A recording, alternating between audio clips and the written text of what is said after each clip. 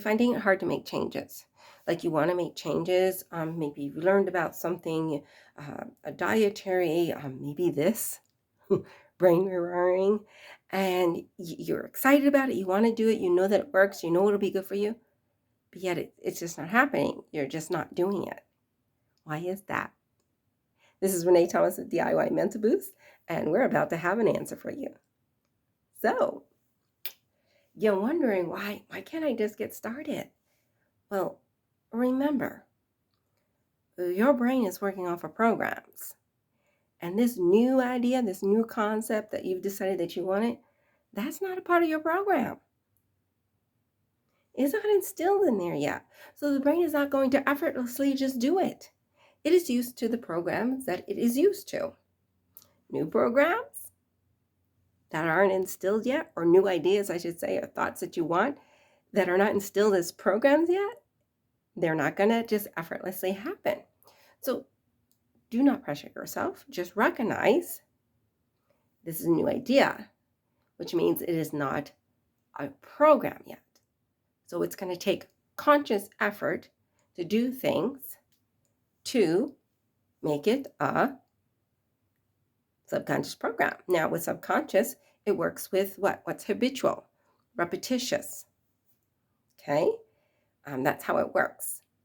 So if you want to learn to do a brain rewire, and you want your brain to start rewiring things and not reacting in the same way, you're going to have to repetitiously do some guided video sessions in order for it to do that.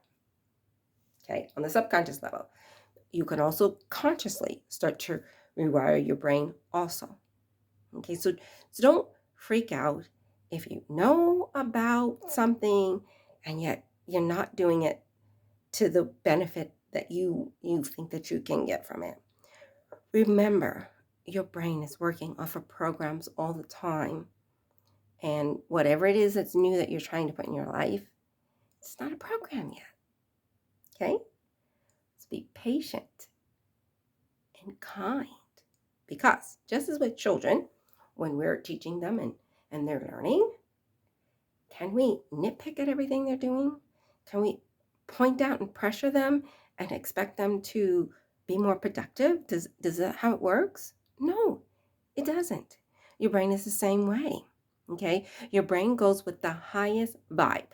So if you are your cheerleader for learning new things, because this is a mindset you might want to work on. I love learning new things. It's exciting. I'm growing. I love the learning curve. I love figuring out what to do. I love asking questions and getting the answers. And when you're doing something and it's not quite coming out right, it's okay because it's all part of the learning process. Okay, that's a mindset.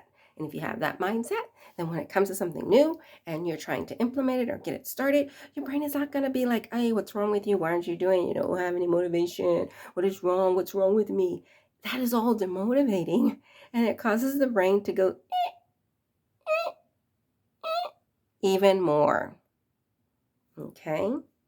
Because it's like, she's like, says she wants to, but she's really upset about not doing it. So I'm going to keep giving her that really upset mode because it's the highest one, because the subconscious, that's what it understands.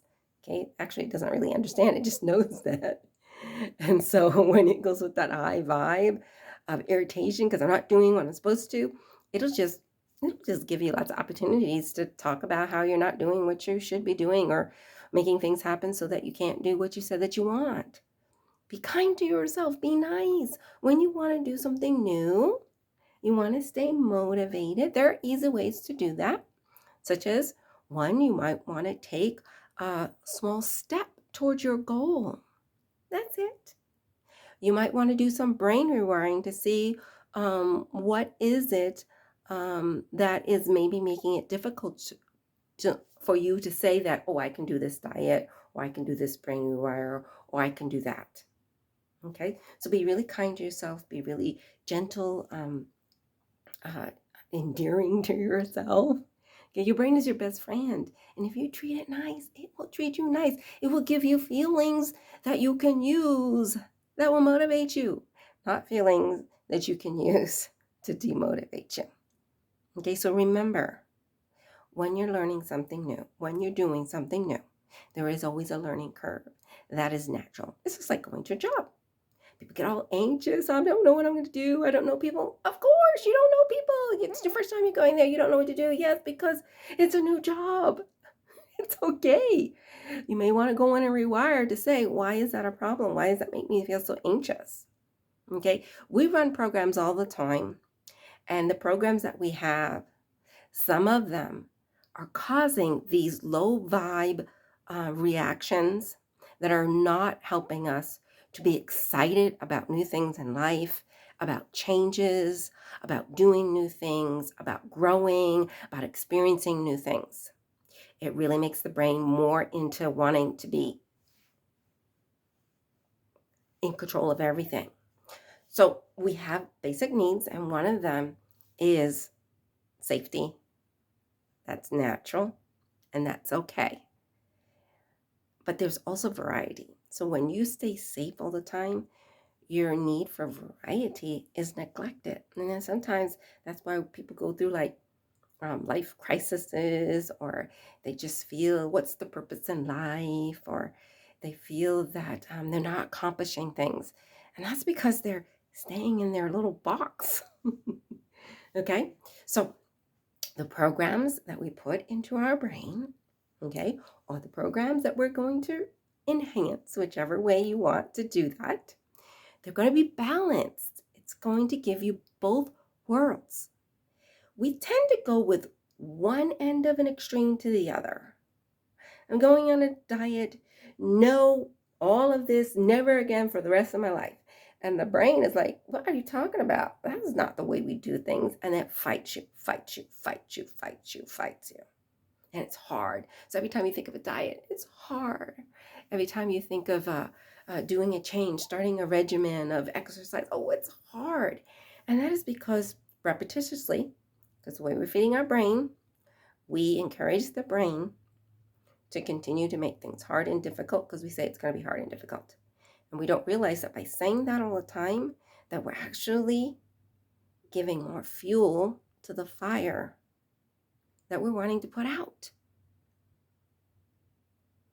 That simple fact of understanding how to cultivate and feed the brain, okay, is what makes life easy peasy. Because then the brain will be all on board for everything. Because aren't there things that you do in life that are effortless, right? Yeah, you've told your brain that you know how to do it. You like doing it. It's great. You effortlessly do it. And sometimes there are things that you don't want to effortlessly do that you effortlessly do because you've done it so much repetitiously. It becomes a habit or maybe an addiction. Okay? So just understand that when it comes to your brain, you're running on programs, running on a program. So when something's going on, just sit there and say, what is my program? What is it running on? And then you can choose to enhance the program, eliminate the program, create a new program. And that's what we're about at DIY Mental Boost. We're about helping you to see how it is that, yes, when they tell you, well, you can create the life you want. You ever heard that? I remember when I heard it. It's like, sounds good. Didn't know what it was. Well, that's because the programs that we are running right now are giving us the life that we want. So if you want something different, you got to create a different program. You got to enhance programs. You got to run different programs. You cannot keep running the same programs and expect a different result. It doesn't happen. You have to make a change. It's like you have the recipe to a cake and you keep making it and it's not turning out right. Okay? And then you find out, well, you need to do this, and well, the temperature for this area or the oven, or you need water or whatever. And if you don't make those changes, then you're going to still get the same results. And then you get, oh, I never do cakes right. I just never right because you never made the change. Okay. So there's a program that we all have that seems to be prevalent. And that is we love to complain. And we like to point out what it is we don't like. And we like to point out all the things that are wrong. That's a program. That's where I focuses on. When we do that, it encourages the brain to not be content and satisfied because it's always looking for what is wrong. And that is why that's a program you want to enhance, okay, and eliminate. So one of the things that I do is I was like, I just talk about things I like now. I try to limit what I don't like, because people say that. Somebody say to you, oh, I like this. And you're like, I don't like that. Then we go on about, I don't like it. They were mean to me. I don't like it. There was a bug in my thing. I don't like, we just go on and on. It produces more and more and more low vibe conversation. Okay. So high vibe conversation is what you like, or agreeing with what the person says. Oh, you like that. What do you like about it? Oh, that sounds good. Okay. You can keep a conversation in a high vibe. But I don't like, if you think about it, one day just listen to how many times you say, I don't like.